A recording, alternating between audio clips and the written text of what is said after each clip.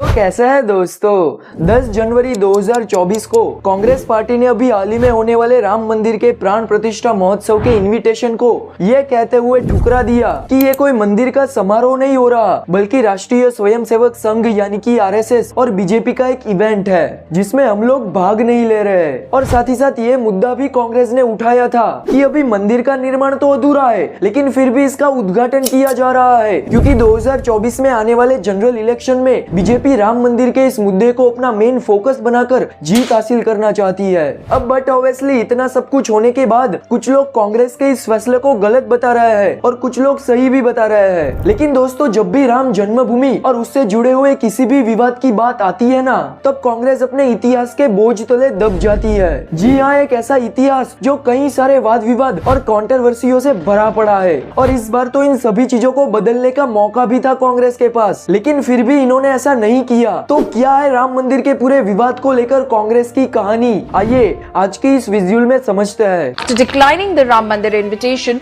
now the Congress is facing backlash from its own leaders. जहाँ TV खोलो देश में और कुछ नहीं, सिर्फ राम मंदिर ही है। Sonia Gandhi has decided to boycott Ayodhya. BJP के लोग जय श्री राम करते हैं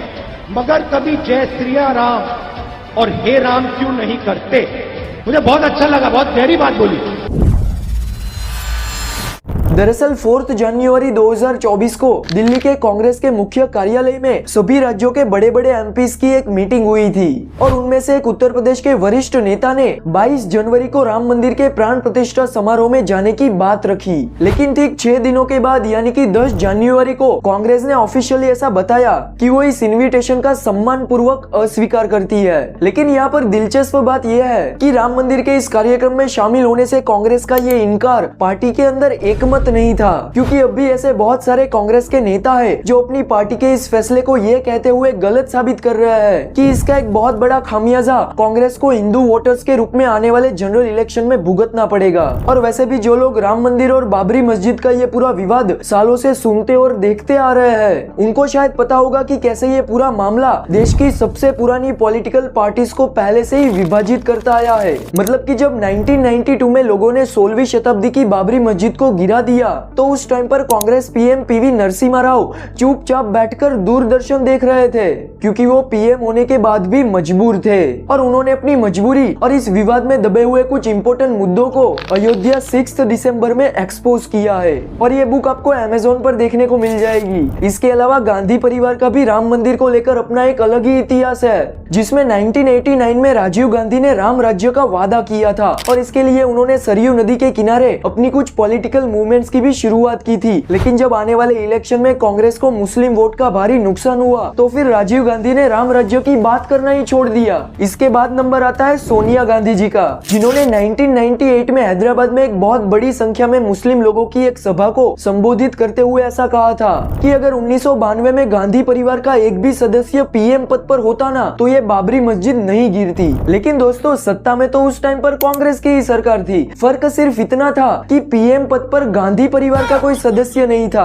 और ऐसी बातें पहले 1991 में और बाद में 2004 में भी सोनिया गांधी जी ने की है। यहाँ तक कि 1992 के बाद ठीक 2016 में अयोध्या जाने वाले राहुल गांधी गांधी परिवार के पहले सदस्य थे, लेकिन तब भी उन्होंने सिर्फ हनुमान गढ़ी मंदिर का ही दौरा किया था और राम मंदिर वाली जगह पर तो वो गए भी नहीं थे। सो इन सारी बातों से मेरे कहने का मतलब सिर्फ इतना है कि कांग्रेस पार्टी के लिए 22 जनवरी का ये इन्विटेशन इन सभी गलतियों को सुधारने का एक मौका था, लेकिन ऐसा इन्होंने नहीं किया। और मैं यहाँ पर कांग्रेस की कोई बुराई या फिर वो पार्टी गलत है ऐसा कुछ साबित करना नहीं चाहता, क्योंकि ये राम मंदिर के इनॉग्रेशन का इन्विटेशन सिर्फ कांग्रेस पार्टी ने ही नहीं बल्कि तृणमूल कांग्रेस पार्टी और समाजवादी पार्टी ने भी इस इन्विटेशन को एक्सेप्ट नहीं किया है। लेकिन दोस्तों, एट दी एंड इन सभी पार्टीज को अपने अपने राज्यों में जय श्री राम की इस दहाड़ से शायद उतना फर्क नहीं पड़ेगा, क्योंकि ये लोग पहले से ही अपने एक एक राज्यों को संभाल के बैठे हुए हैं। सो उनका रोल इतना बड़ा नहीं है। पर कांग्रेस देश की सबसे पुरानी पुरानी पार्टी होने के साथ ये इंडिया के वास्ट पॉपुलेशन को प्रभावित करती है।